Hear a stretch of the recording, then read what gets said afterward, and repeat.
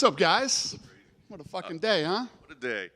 Do we have to refer to you as Mr. White now? You're CEO, not president. Do we have to change that up? No, it's all the same shit. Amazing night. I think you said best of the season. I mean, just give us your overall thoughts. It did seem like just every fight was incredible tonight. Yeah, I think that the first fight of the night set the tone. You know, when you see a fight like that and you're in the back watching, you're like, oh, shit. You know what I mean? That's why to be the main event, guys, that a ton of pressure. I mean, every fight tonight was awesome. Yeah, I don't even know what to say other than it was an amazing day. You mentioned it, the main event, Jaime. Like you said, it was impossible to live up to everything that was there. And giving him a contract, I mean, did you have any concerns or did you say, yeah, the guy deserves it? It was almost just like, how do I turn anybody down tonight? No, it's not. Listen, I'll turn people down in a minute. I think that this kid is 24 years old. He obviously looked like the more experienced fighter, fought a tough, durable kid, and looked good everywhere he went. You know what I mean? A couple of times I thought he had him hurt and, went to the ground with him. And I was like, oh, he's going to, but he beat the shit out of him on the ground. I mean, he literally was trying to finish him the whole time on the ground. Never once did that kid not try to finish that fight. And I thought he looked damn good doing it, especially for a kid that's only 24 years old. You know how I am with the younger guys. Maybe he needs more experience. I didn't think so. Thought that this kid grinded out a technical, impressive win. And if the rest of the show didn't fight like absolute maniacs tonight, that would have been a great fight. It looked more impressive at yeah. that point. Yeah. Does he need to change the tattoo on his neck? Are you going to get him to get that to a UFC? He could turn that F into a U. It wouldn't take too long. As you said, Jonathan, Brazilian heavyweight, massive KO. Easy call, right? I mean, yep. Nothing to that. Everything was an easy call tonight. I mean, there was nothing about any performance tonight that didn't make me, and I gave Tanner his win money. Patricia got her win money. AJ's getting his win money. It was an amazing night. You mentioned all three of those getting win money. Did you consider any losers getting contracts tonight? Because we were kind of talking about that tonight. Some of those fights were so insane. No, I think that, all of these kids are, this guy's not a kid. He's 31 years old, this Tanner guy, but he goes out and, he gets another win. Definitely look at this kid. And again, he's a kid you would definitely bring in, if somebody fell out or something like that. You know what you're going to get with this kid. Tanner wants to win. This guy wants to win. I love people that show up and show you that they're here to win. Yeah. You mentioned Jonathan's kickboxing record as well. It seems like we're getting a lot of kickboxers coming in lately.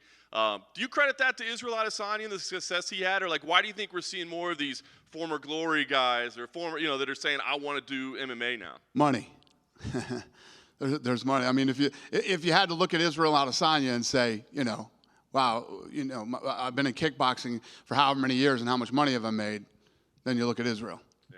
Yeah. Stephen Wynn, you mentioned it, man. The guy was... Pereira, too. Pereira as well? Yeah. Stephen Wynn looked phenomenal. I mean, I said no-brainer. I want to ask you about the finish there because it was weird. It almost got finished at the end of the first round. Should have been finished at the end of the first round. You think so? 100%. That kid was hurt. You know what I mean? And I was freaking out a little bit. I was like, come on, ref. Stop this fight, man. It's just... I mean, the kid's face was, if that went a third round, that kid wouldn't have had a face. I mean, it was bad. So I think it was a late stoppage, but I'm glad he stopped it when he did. Nice. Just want to ask you a few outside tonight. Obviously, this was amazing.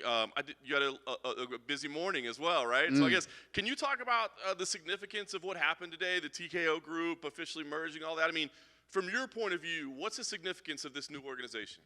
Yeah, I mean, this kind of stuff I usually just... I'm just going to keep doing what I do, and we're going to do what we do at the UFC. And listen, at the end of the day, this is like one of the biggest mergers in the history of sports. We've been kicking ass for however many years now.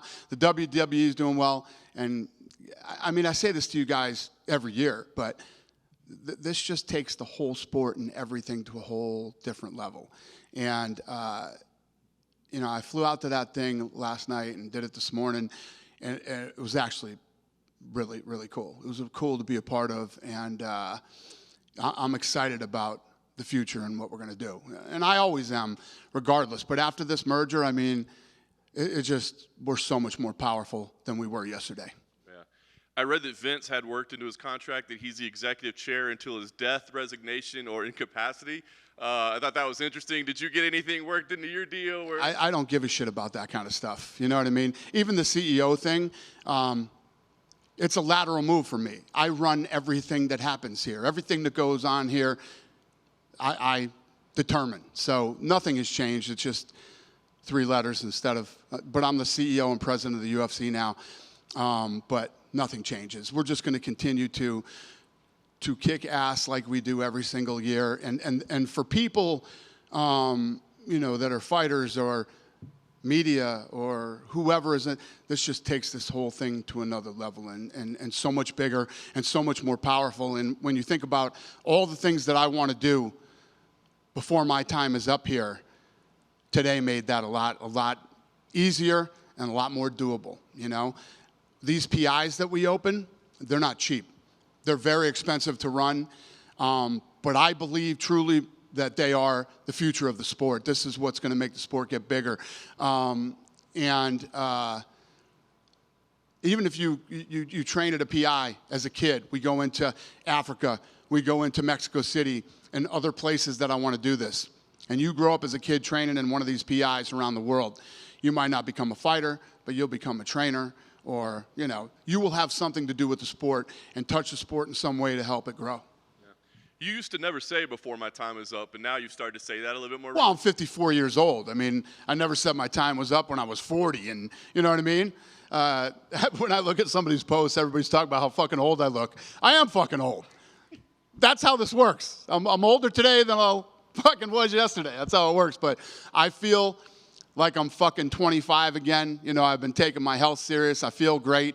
And, you know, when you start talking about my time is up here, the last 20 years have gone by like this. How fast are the next 20 going to go? You know, so there's still a lot of work to do. And, you know, today was a really, really big day for the sport. That's awesome. Last couple ones for me. I wanted to ask you about Australia. Sean Strickland came in after you did at the post-fight press conference. And he's like, boy, I bet Dana and Hunter are saying, we messed up here. What do we got this guy as a UFC champion? So Sean is obviously an interesting character. It carries himself in an interesting way. What do you think about him representing the brand and carrying the UFC belt around? Listen, it is what it is. You know, we obviously put him in that position, and he went in and delivered and won the fight, and he's the champ now. So, yeah, you know. We knew, you know what you're getting when you get him. This is no surprise, no shock. Yeah, good for him. He went. Listen, you could tell that night after that first round. I mean, he would go back to his corner and maybe listen to his corner for 15 seconds, and that was it. He was up and ready to go. He felt it. He felt he was going to win that night. Yeah, it was awesome to see his body language. Last thing, you were asked about a rematch. You said, that sounds right. But you got, you know, Drickus out there saying, hey, what about me? You got Hamzat and Costa coming up in Abu Dhabi. You had Jared Cannonier there as a backup. So all those seem like viable options. Are you considering all those, or do you still feel like the fight to make is the rematch? Well, I think if you remember that night, people said, well, what do you think? You think it's a rematch? I said, yeah, the rematch sounds great. Never did I say. I saw the stupid fucking shit that was written, you know, by all these stupid fucking websites. You know, never once did I say, yes, we're going to fucking do this rematch. I said, yeah, the rematch sounds, you know, we'll see what happens. There's obviously lots of options out there, and we'll see what happens. But yes, I'm still not opposed to an Israel rematch. We'll see how it goes. Hi, Dana. Hey. I want to ask a little bit. I know the narrative with Sean is always like, what's he going to say? What's he going to do? But when he won the title, his post-fight speech was very moving, very inspirational. Is there a side of Sean that we aren't seeing and maybe we're starting to see? I agree. I think that, you know, 2 weeks before that, we were in Boston. And I asked the media, there were 70 media members at the press conference, how many people thought that was going to be the outcome? And one guy raised his hand out of 70 media. If I had done that in Australia, nobody would raise their hand, and if they did, they'd be lying. So I think that going into that fight, Strickland knew he was a huge underdog in that fight, and I think that him winning the title was super emotional for him. And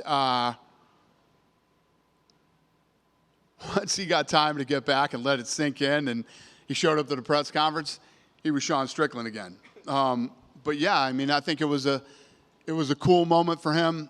where he realized that no matter how crazy he talks and all the things that he says, all the hard work and dedication he put into this sport, you know, he reached it that night. He did what nobody thought he could do. The odds makers had him a 7-1 underdog. He went out and he did it. And, you know, even when you're sitting there, I'm sure he was sitting there waiting for this, you know, am I going to get fucked by the judges? Are they going to give it to Izzy? We're in Australia. And once it came out that he was the winner and he was the new world champion, you know, we all saw a side to him that we'd never seen before. It was cool.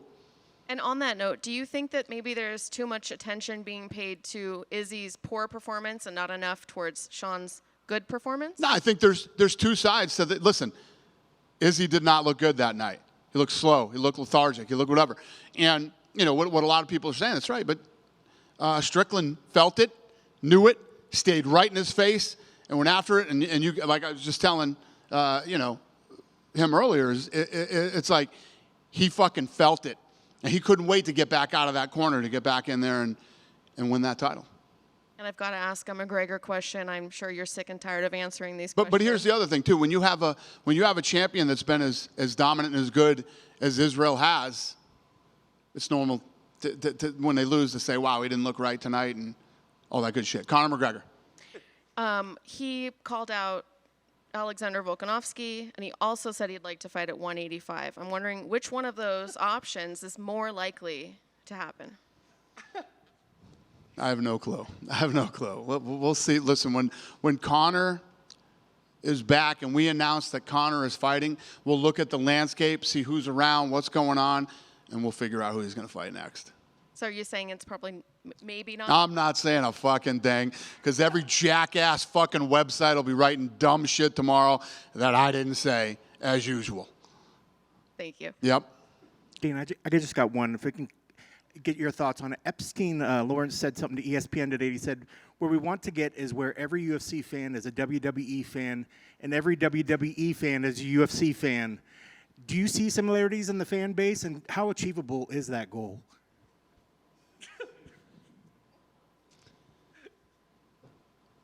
Lawrence, I love you. One of the dumbest statements of all time.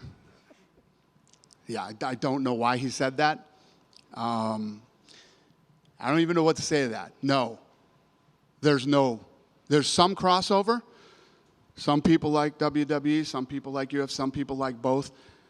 I don't think there's ever going to be a day where we turn every UFC fan into a WWE fan or every WWE fan. What's beautiful about the synergy between these two fan bases is they are very completely opposite. You know, there's very little crossover. And again, maybe he was misquoted. I hope that's the case, because I could not disagree with him more. Yeah. Over here? Yep. We've seen fighters make 2 appearances on the Contender Series before, but it's pretty rare when we see guys make 3 appearances. After seeing what Stephen Gwynn did tonight, what do you make of that? I mean, he overcame a bunch of struggles, I'm sure, to get to this point and finally get that UFC contract. You know, when you're, anything in life, but especially in sports, when you can overcome adversity and stay focused and keep your eye on the prize and what it is you want, and you're talented enough, you can be him tonight. So I love that stuff, and I'm really happy for him, and that's what this show is all about. Yeah, and I know you touched up on this a bit after the fights in Australia, but Laura Sanko made history at UFC 293, becoming the first female in the modern era to be part of the UFC pay-per-view commentary team. How was it like seeing the progress she has made throughout the years, and as she made her way up to this, and how was that achievement like for the Laura's a beast. So if you took what you just said about Steven and applied it to Laura, you know what I mean? She has worked so hard. I say this all the time. The key to being successful in life is knowing what you want to do. Once you know who you are and you know exactly what it is you want to do, you get up every day and you grind until you get it. And she is the perfect example of that. And what she's done in such a short amount of time is amazing. And she's so talented. I was talking to DC flew home with me today. So we were talking on the plane, and he was talking about how, his first time showing up to the Contender series, he wasn't as prepared as he probably should have been, and how Laura was just crushing him in the meeting for running circles around him. She knew everything about every kid here, and she watched every single fight that you could watch on all the kids that were on the card. And she's just, she's a true professional. She knows, she's like the Ronda Rousey, of commentating. She knows she's first. She knows she's carrying the banner for women to break into this role. And she's doing everything she can to make sure that, she always is the best that she can possibly be. Would you say she's like one of the future stables of a UFC pay-per-view commentary team? Yeah, there's no doubt about it. She's a absolute pro and a beast. Awesome. And I had a question about UFC 295. I mean, looks like we're still waiting on that co-main update. Do you have an update on that? Yeah, I didn't get to do shit today. I got home and had a bunch of other stuff fly at me, so we didn't even get to do matchmaking today. So I barely got here on time. But, nothing yet. You think it's still looking like Edwards and Covington, or? Oh, I don't know yet. I'll let you know as soon as I know. Thank you. If it was that easy, I'd just fucking announce it. Fair enough. Yeah. Dana, right over here. Dana, I was wondering, as a Vegas local, as someone who runs a sports company, I just wanted your reaction to what's going on. A lot of the casinos, you can't bet. A bunch of machines are down. Just what's your reaction to seeing it happen in the city? Oh, I didn't even know that. Why? What's wrong? Cyber attacks. Huh? Cyber attack? Yeah. On MGM? MGM. Yeah, like room keys not working, games not working. I had no idea. I've been kind of busy lately. I haven't been paying attention to other guys' businesses, but yeah, that's weird. And then I want to ask Alexa Grasso, obviously fighting this Saturday. She had talked about it. She hopes the Independence Day card becomes an annual thing. Obviously, fans are still hoping for an event in Mexico. I just want to know, fans will say, hey, not as many Mexican champions. Is it still a priority to the UFC? Just what is your response about going back to the market and, just that for those fans? I would say that those fans that are saying that must not be reading or listening to anything that I'm saying. I've been beating the Mexico drum now for months. I literally switched everything around so that we could do this fight on Mexican Independence Day. We're opening a PI in Mexico City, for those of you that didn't know that and haven't heard.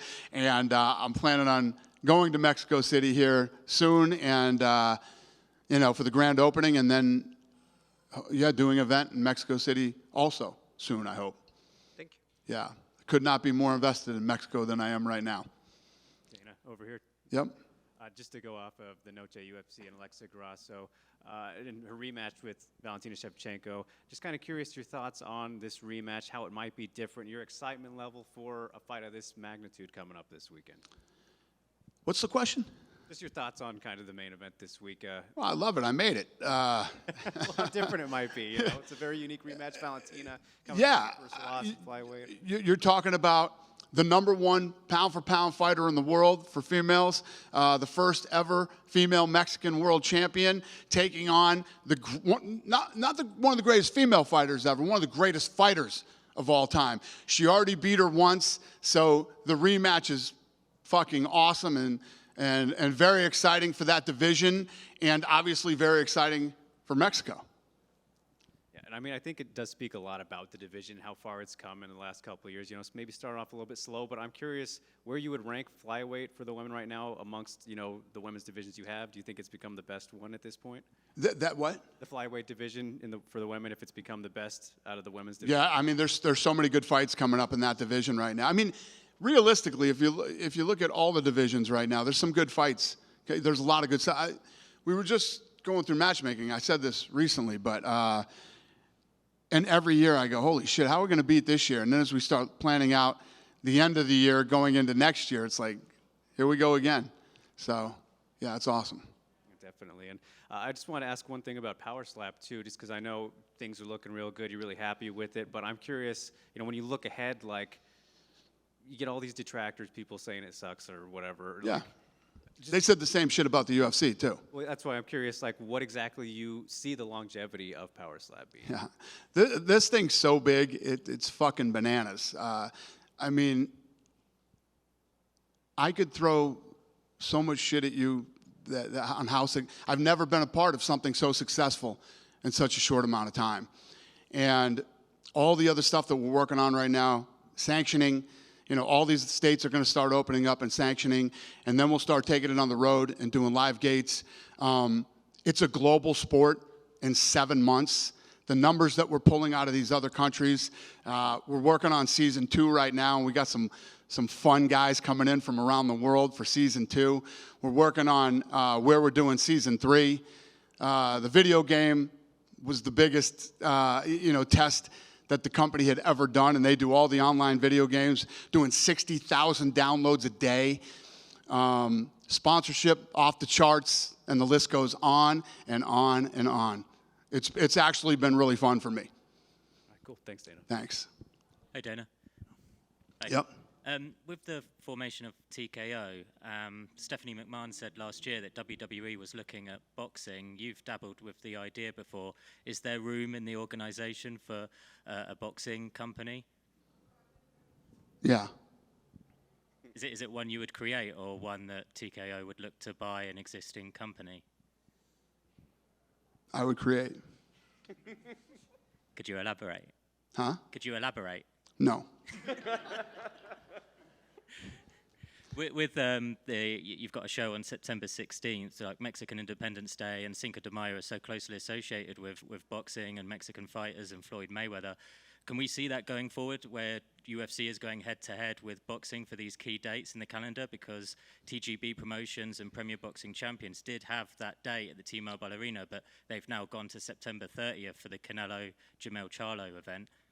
Yeah, I mean, for the last however many years, sometimes we end up battling over the same dates, but it always works out. It's not like there's going to be any, listen, we go pretty much every Saturday. So we're going to run into other things. Sure. One more on Sean Strickland. It looked like he put out a video where he might have already broken the UFC belt and he was putting it back together with duct tape. Had you seen that? I have not. Plan on seeing lots of things over the next several months, though. Enjoy. Thank you. Dana, Yeah. can you share what you went back and talked with Casey Tanner and AJ Cunningham? Obviously, you gave them their win money, but can you share what you told them? Just respect, man. So much respect. And you know how I feel about this show. And you know how I feel about the matchmaking of this show. And when these guys show up and just do what these kids did tonight, it's fucking awesome. I thought tonight was the first night that I've ever walked up into the octagon during the Contender series. Apparently, Little Miss Know-It-All said it was the second time that I've done it. But, yeah, I love this shit. Love it. Sean Strickland's post-fight interview got 2.6 million views, which is one of the largest it's in quite some time. What do you think that is? Is it just people wondering what the hell he's going to say, or is it just the star power? 2.6 million views on what? On YouTube, his Sean Strickland's post-fight interview. His Octagon interview. Yeah. Let me tell you this. So on Instagram, I have 8.3 million followers. Me wrapping the belt on him did 16 million views. Yeah, so DC was telling me on the flight back, he did interviews with him on his YouTube channel, and it was the biggest he's ever done or something like that. And yeah, if you saw, there was a lot of hype around Strickland early. He lost a couple, hype kind of died down. He came back, and he won the world title, and people are fascinated again. Do you think it's just people are wondering what the hell is going to come out of his mouth, or is it star power? I don't know. I just think I think people love an underdog. He was such a big underdog in that fight. He came out and won, and like she was saying earlier, people are like, "Oh, don't take away the fact that Strickland won the fight," and yeah, good for him. I love that shit. I love the support he's getting. It's great. Were you surprised that Israel Adesanya didn't speak at the press conference? He came in, said something, and then dipped? Yeah, so I asked him, I told you guys that night, I asked him in the octagon, I said, "You okay?" He said, "I'll talk to you later." I bumped into him in the back, and he told me about as much as he told you. So, yeah, it was strange. And then finally, was there any communication to try and get Cain Velasquez at the event this weekend? Was there any what? Was there any communication of trying to get Cain Velasquez at the Noche UFC event this weekend? I don't think so. Cain was in town. We just shot something recently, and he was here. I don't know if he's still here. Or, yeah, I have no idea. Thank you. Yeah. Well, UFC Noche. Well, look who flew in for the why not, Contender right? Series. Yeah, I'm actually leaving right afterwards. Oh, yeah. Tonight. In terms of UFC Noche, is that going to be an annual event? Like, are you going to book the arena every year for that particular date? Well, the question is, do we continue to do that date? Do we do Cinco de Mayo? Do we bounce around? I don't know yet. This is our first one.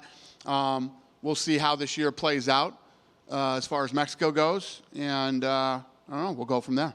Have you heard anything in terms of people coming in for the event from Mexico?